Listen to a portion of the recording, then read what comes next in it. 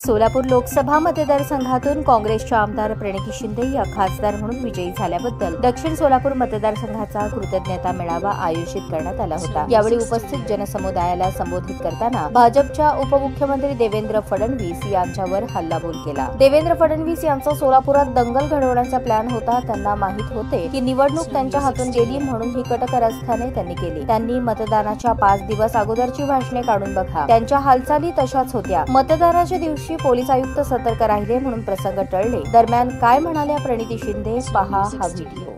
देवेंद्र फडणवीस की आणि त्यांची सगळी पिल्लावर आपल्या सोलापुरात आलेली सांगितलेलं दंगली नावामध्ये दंगल नावामध्ये 2 दिवस आधी सोलापुरात लाज वाटायला पाहिजे। रक्तावर राजकारण करतात लोक। आज मी ठरवले का नाही बोलणार, जर आपल्या इकडे लावल्या 4 उतारण्याच्या शहरामध्ये, गावामध्ये, जिल्ह्यामध्ये येऊन आपल्यामध्ये भांडण आणि दंगल लावणार होते लोक। त्यांच्या कानात सांगितलं गेलेलं आणि ती नाही तुम्हाला उदाहरण आहे तुमच्या समोर।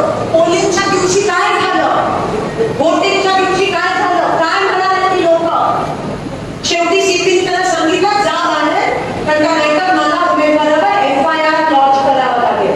हे ऑन रेकॉर्ड आहे, कारण का ती फक्त नावासाठी बोलत।